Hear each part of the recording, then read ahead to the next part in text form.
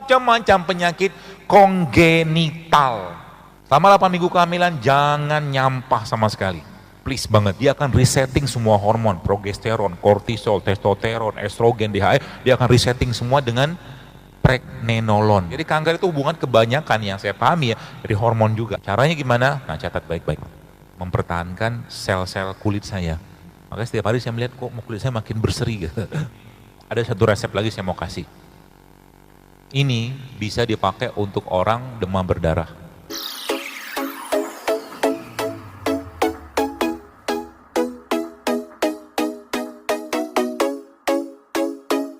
Sekarang coba lihat, saya tanya, banyak nggak kasus-kasus anak lahir tanpa usus? Banyak loh.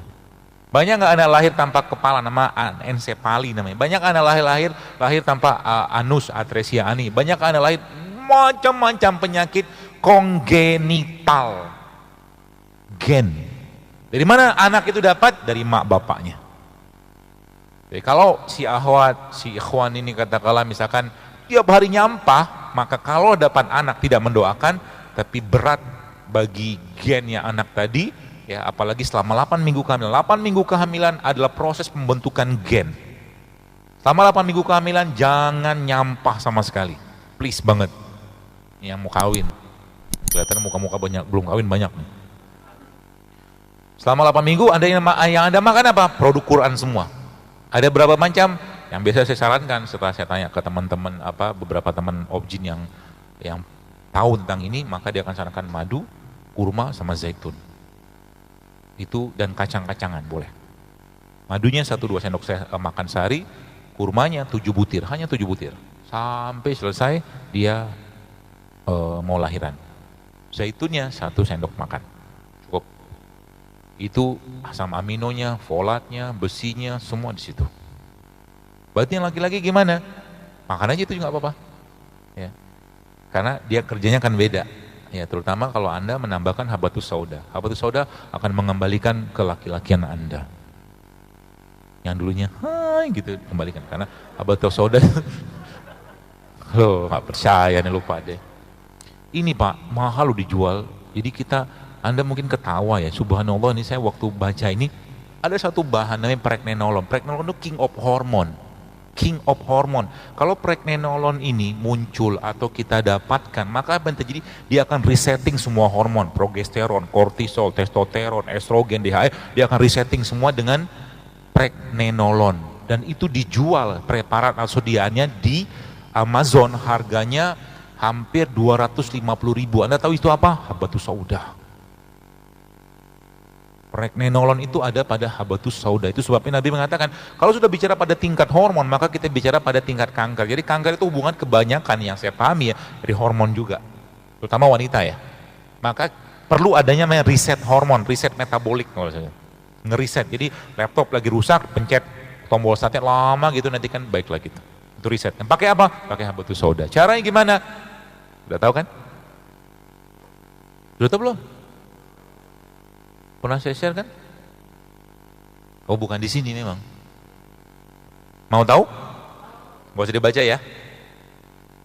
Mau dibaca apa mau dikasih tahu cara riset? Ini Anda bisa lakukan pada orang-orang yang infertil, yang fertilitas. Pokoknya semua bisa. Karena kita sebagian besar dari kita banyak mengasup logam berat. Ya, dan logam berat baginya ke hormon. Caranya gimana? Nah, catat baik-baik. Tidak ada di slide, maka dicatat.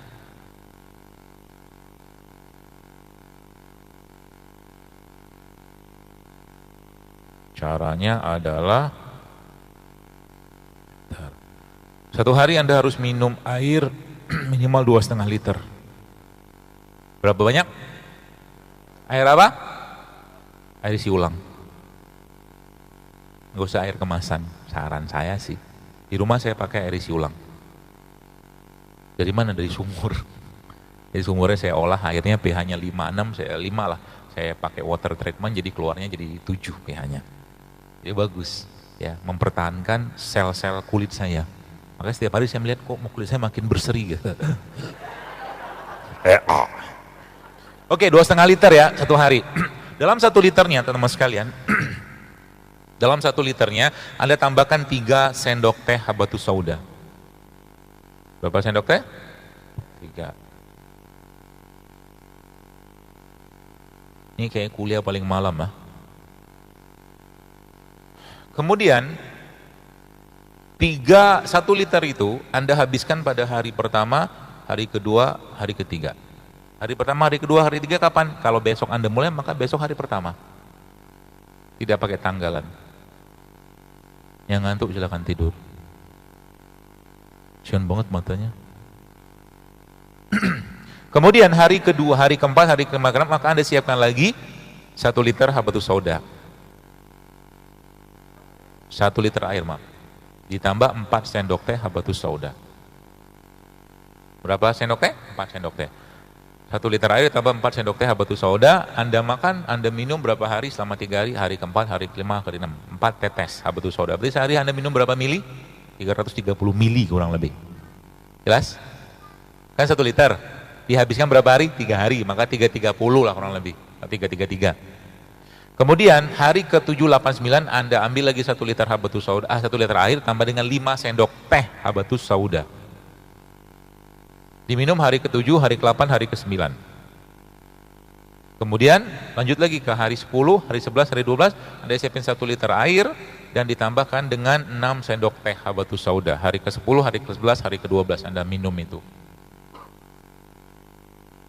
Lalu hari ke-13, hari ke-14, hari ke-15 Anda ambil air 1 liter ditambahkan dengan 7 tetes 7 sendok teh habatus sauda. Jadi 3, 4, 5, 6, 7.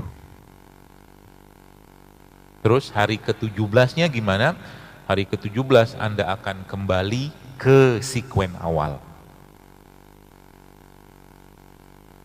Kalau ini sudah dicek sebenarnya secara aplikasi untuk mengecek apa ya, namanya in silico kalau dalam orang penelitian itu, dan hasilnya memang luar biasa.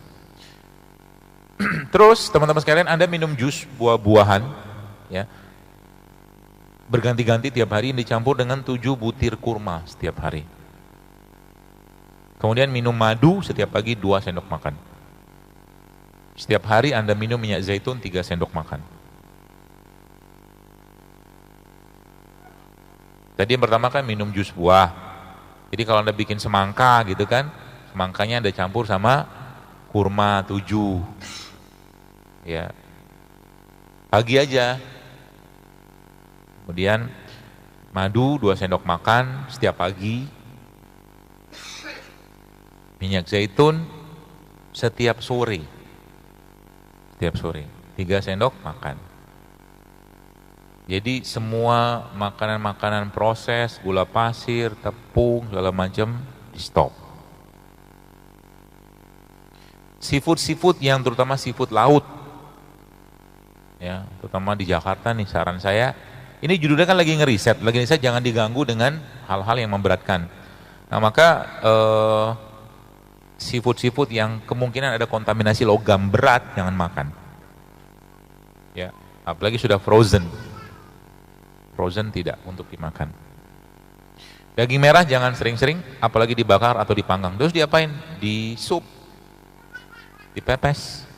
Banyak kan pilihannya kan? Atau di bake atau di open.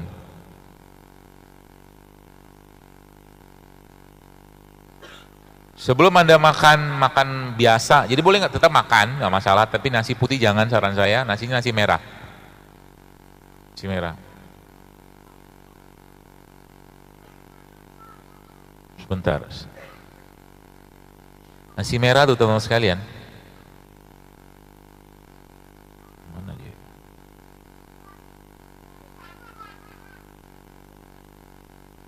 Minta balik itu anak tuh. Mak bapak dah balik-balik.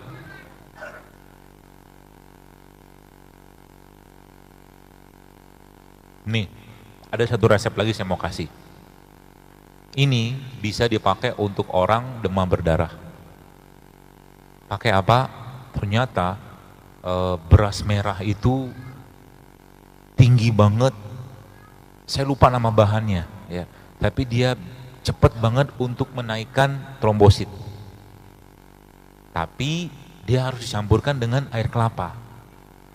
Nah, komposisinya, mau ngapa tuh bocah? Air kelapa 85%, 85%. Jadi nanti ini 100% totalnya. Air kelapa 85%, beras merahnya 10%, kedelainya 5%. Kedelai. 85, 10 dan 5 ini takaran ya. Jadi misalkan air kelapa 85 gram misalkan itulah.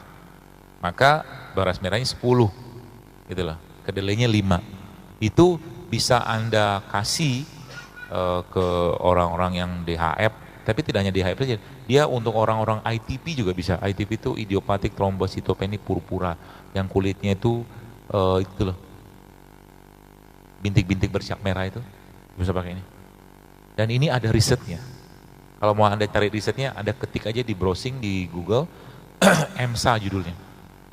EMSA, EMSA. Dia bisa memperbaiki bone marrow dan menstimulus imun sistem. Canggih banget beras merah nih. Tapi syaratnya campur sama air kelapa.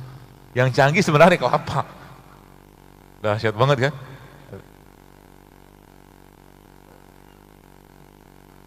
Hah? Ya di blender. Beras merah. Beras mentah. Kenapa beras merah? Karena beras merah itu beras yang tidak dizolimi. Kalau petani itu isengnya luar biasa, maka dia akan ubah merah menjadi putih. Tapi kan enggak kan? Makanya beras merah itu hasilnya merah enggak diapa-apain. Dan merahnya itulah pembungkusnya.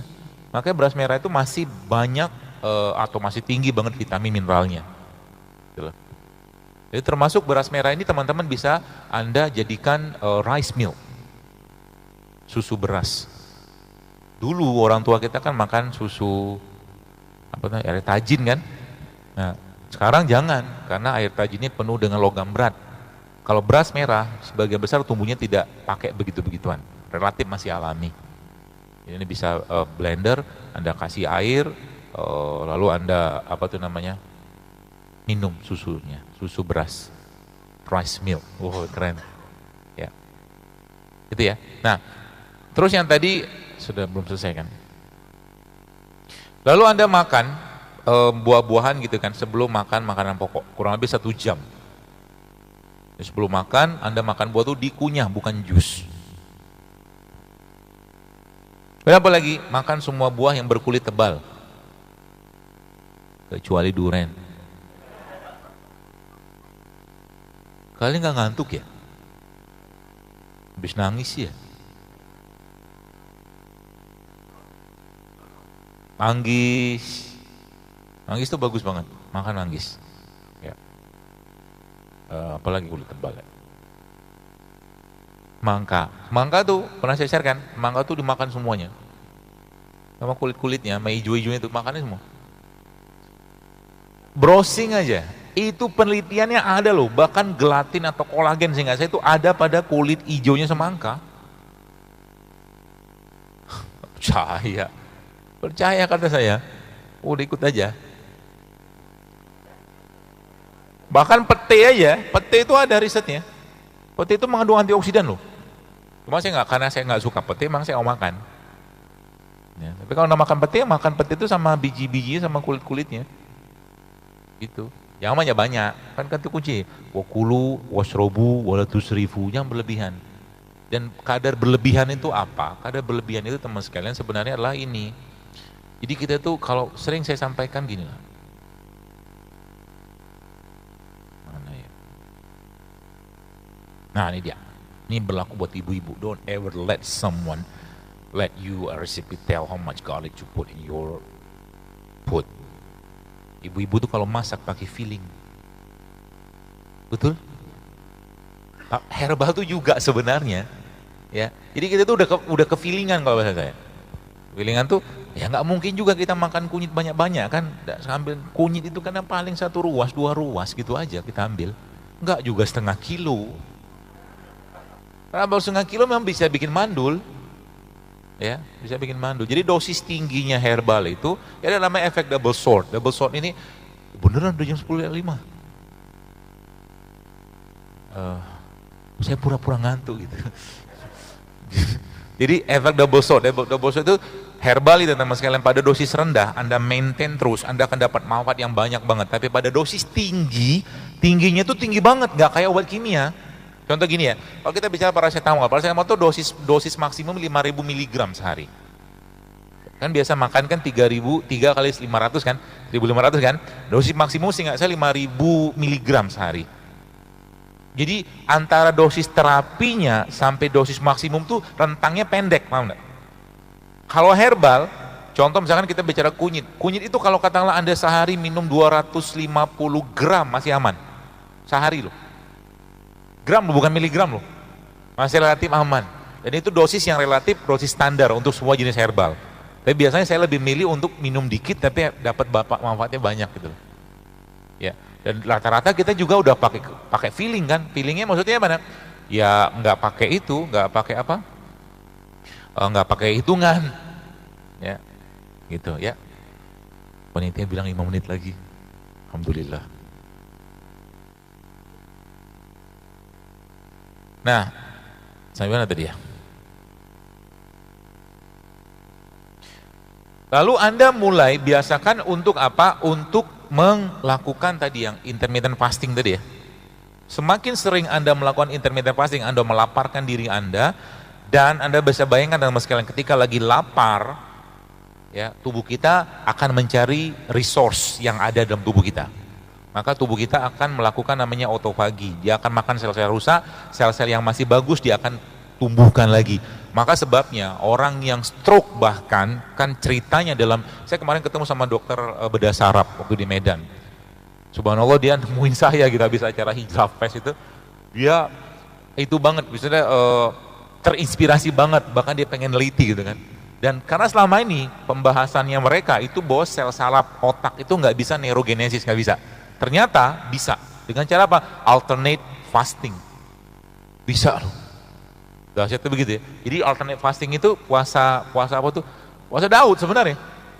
Itu bisa menghidupkan kembali sel-sel otak. Penelitiannya ada. Kalau butuh penelitian, kalau saya sih butuh Nabi aja lah udah cukup.